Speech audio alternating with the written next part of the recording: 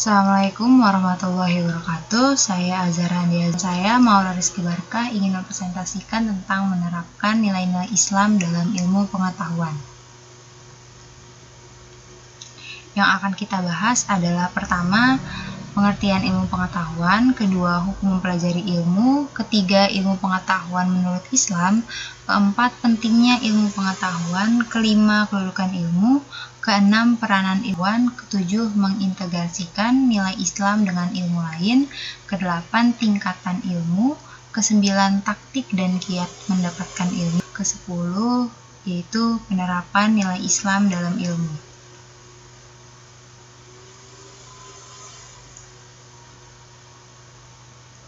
Yang pertama yaitu pengertian ilmu pengetahuan.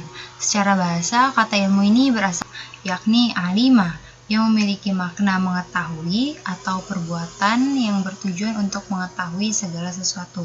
Sedangkan secara istilah, ilmu adalah bentuk pengetahuan tentang sesuatu yang datang dari Allah, yang mana ilmu tersebut diturunkan kepada para nabi dan rasul serta alam yang diciptakannya, termasuk manusia dan apa saja yang ada di antara langit dan bumi ini, atau pengetahuan yang sistematis dan bersifat ilmiah. Ilmu sains atau ilmu pengetahuan sadar untuk menyelidiki, menemukan, dan meningkatkan pemahaman manusia dari berbagai segi kenyataan dalam alam manusia. Segi-segi ini dibatasi agar dihasilkan rumusan-rumusan yang pasti. Ilmu memberikan kepastian dengan membatasi lingkup pandangannya, dan kepastian ilmu-ilmu diperoleh dari keterbatasannya. Persamaan ilmu dan pengetahuan adalah hal-hal yang sama, dipelajari dan bermanfaat bagi kehidupan sesuai pembidangnya, sama-sama hal yang dengan rasa keingintahuannya layak dikaji dan diteliti. Sedangkan perbedaan ilmu dan pengetahuan adalah pengetahuan sebagai modal awal dengan sifat yang umum, lalu ilmu mempelajari dengan sistematis, dengan berbagai metode dan dengan spesifis, hingga mengkhususkan dan menindaklanjuti pengetahuan tersebut menjadi sebuah ilmu. Yang selanjutnya yaitu hukum mempelajari ilmu pengetahuan. Dalam agama Islam menjunjung ilmu wajib hukumnya. Perintah menuntut ilmu dalam hadis, menuntut ilmu itu wajib atas setiap muslim. Hadis tersebut mengindikasikan menuntut ilmu sangat penting, sebab dengan menuntut ilmu, seseorang memiliki pengetahuan tentang akidah, ibadah, dan hal-hal lain ke dunia. Jika ilmu-ilmu tentang persoalan duniawi tersebut dapat memperkuat iman dan menuntun untuk lebih taat kepada Allah Subhanahu wa Ta'ala. Menuntut ilmu itu wajib atas setiap muslim. Hadis riwayat Ibnu Majah nomor 224 dari sahabat Anas bin Malik radhiyallahu anhu, disahihkan Al-Albani dalam Sahih Al-Jami'is Shaghir nomor 3913. Menuntut ilmu wajib bagi muslim maupun muslimah. Ketika sudah turun perintah Allah Subhanahu wa Ta'ala yang mewajibkan suatu hal, yang diharuskan setiap muslim adalah sami'na wa ata'na, yaitu kami dengar dan kami taat. Selanjutnya yaitu ilmu pengetahuan menurut Islam. Pertama, Islam mendorong umatnya untuk mengembangkan ilmu pengetahuan. Islam mementingkan pengembangan dan penguasaan ilmu pengetahuan untuk menjadi sarana ibadah. Yang kedua, selain itu, iptek juga sebagai pengabdian muslim kepada Allah dan mengembangkan amanat wakil Allah di muka bumi untuk berkhidmat kepada kemanusiaan dan menyebarkan rahmat bagi seluruh alam. Yang ketiga, bagi umat Islam yang beriman kepada Al-Quran, belajar dan mengembangkan ilmu pengetahuan merupakan bagian dari keimanannya. Yang keempat, secara jelas juga telah ditunjukkan bahwa orang-orang berilmu akan memperoleh pahala yang tidak ternilai di hari akhir.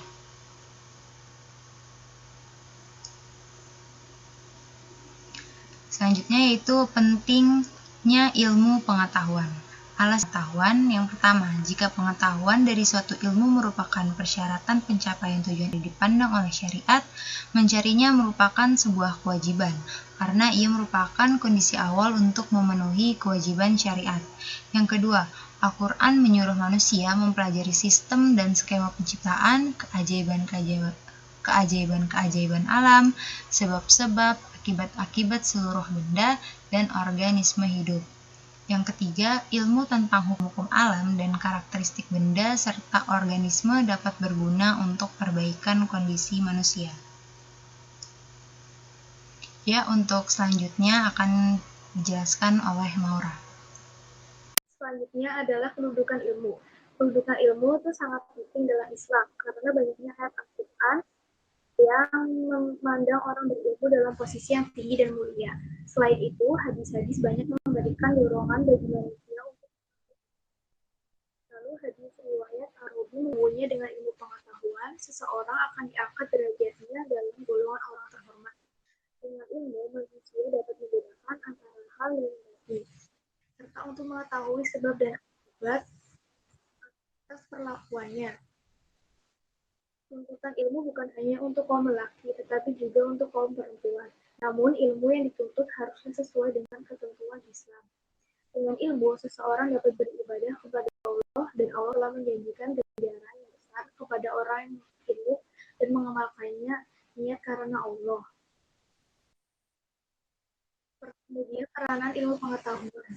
Yang pertama adalah dengan menyinari mata dari kegelapan dan menguatkan tubuh yang lemah dapat diartikan ilmu sebagai sumber kehidupan manusia.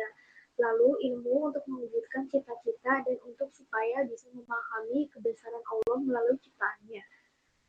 Ilmu pengetahuan merupakan sumber kehidupan bagi manusia yang dipergunakan untuk mendukung tugasnya sebagai khalifah. Ilmu pengetahuan juga menjadikan pekerjaan yang berat menjadi lebih ringan, membuat jarak yang terasa jauh menjadi dekat, dan membuat manusia berinovasi serta berkembang. Kemudian dengan ilmu pengetahuan menjadikan manusia lebih mulia daripada ahli ibadah karena bisa memahami kekuasaan Allah jauh lebih baik. Selanjutnya, mengintegrasikan nilai-nilai Islam dalam ilmu pengetahuan yang lain. Untuk dapat mengintegrasikan atau menyatukan nilai-nilai Islam dalam bidang ilmu pengetahuan diperlukan pengajian yang mendalam terkait dengan ilmu fardhu ain seperti Al-Quran, Sunnah, dan yaitu Al-Quran, ilmu fikih, usul fikih, dan lainnya. Misalnya dengan mempelajari Al-Quran dan Sunnah Rasul. Kemudian dengan mencermati teori yang ada berdasarkan pandangan hidup Islam. Apakah ada kekurangan atau nilai-nilai yang bertentangan. Selanjutnya, menggali nilai-nilai Islam dari Al-Quran dan Sunnah Rasul yang sesuai. Lalu dengan memasukkan nilai-nilai teori yang ada, menambahkan nilai-nilai Islam untuk hal yang ada kekurangannya, dan membongkar teori yang ada jika bertentangan dengan nilai-nilai Islam. Selanjutnya ada tingkatan ilmu. Ilmu pada seseorang ada 6 tingkat. Yang pertama, al-ilmu yakin, yaitu mengetahui suatu keadaan yang pasti dengan pengetahuan yang sebenar-benarnya. Yang kedua ada al-jahlul basit, yaitu tidak tahu sama sekali. Yang ketiga ada rokok, yaitu mengetahui tapi tidak sesuai dengan apa yang sebenarnya. Arti dari murokok ialah dia bodoh karena tidak apa yang sebenarnya, dan bodoh karena menganggap dirinya tahu tapi sebenarnya tidak. Kemudian ada walhanan, mengetahui sesuatu tapi salahnya lebih besar daripada. Kemudian yang keenam ada asyak, yaitu mengetahui sesuatu tapi ragu antara benar dan salah. Yang keenam ada azan, mengetahui sesuatu tapi hanya sebatas prasangkanya saja. Sedangkan ilmu terbagi dua, yaitu ilmu daruri dan ilmu nazari. Ilmu daruri adalah pengetahuan yang dapat oleh secara langsung tanpa memerlukan penelitian dan dalil. Misalnya pengetahuan bahwa api itu panas. Dan ilmu nazari adalah pengetahuan yang hanya bisa diperoleh dengan cara melakukan penelitian dengan dalil. Misalnya pengetahuan tentang tata cara wudhu dan sholat. Selanjutnya ada taktik dan kiat dalam mendapatkan ilmu pengetahuan. Bagi para penuntut ilmu ada 6 bekal yang harus disiapkan. Hal tersebut diungkapkan oleh Imam Syafi'i dalam satu kitabnya. Saudaraku tidak akan memperoleh ilmu kecuali dengan 6 perkara yang akan saya beritahukan rinciannya. Yang pertama ada kecerdasan. Menurut para ulama ada 2 macam kecerdasan dalam diri manusia, yaitu kecerdasan yang memang telah dijadikan bekal sejak manusia itu lahir, dan kecerdasan yang diperoleh lewat jalan usaha, yakni dengan cara mencatat, menyimak, berdiskusi, atau mengulang-ulang materi yang didapat.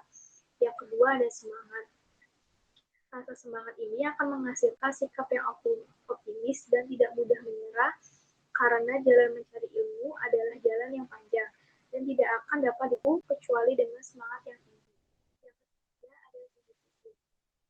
Manjada wajada atau siapa yang bersungguh-sungguh pasti akan berhasil. Para ulama terdahulu tidak pernah mudah menyerah dalam mencari ilmu dan mencurahkan segalanya untuk mencapai tujuan yang diinginkan. Yang keempat, ada berkecukupan atau bekal. Zaman dahulu, para ulama rela mengorbankan harta benda dalam mencari ilmu. Contohnya seperti Imam Malik yang menjual atap rumahnya. Harta benda inilah yang dimaksudkan dengan bekal. Kemudian, yang kelima ada bersahabat atau belajar dengan ustadz, yakni guru pembimbing. Guru adalah sumber ilmu. Keberadaan guru akan ada yang mengingatkan jika para pencari ilmu keliru dalam melakukan enam membutuhkan waktu yang lama, karena dalam mencari ilmu tidak akan ada habisnya, bahkan hingga umur manusia itu berakhir. Selanjutnya ada penerapan nilai-nilai Islam dalam ilmu pengetahuan. Berikut beberapa contoh penerapan nilai ajaran Islam dalam ilmu pengetahuan. Seperti mengamalkan ilmu pengetahuan yang sudah didapatkan, karena ilmu tanpa pengamalan ibaratkan seperti pohon tak berbuah. Kemudian mendatangi ilmu yang ingin didapat, yaitu dengan mendatangi guru, karena ilmu itu didatangi bukan mendatangi.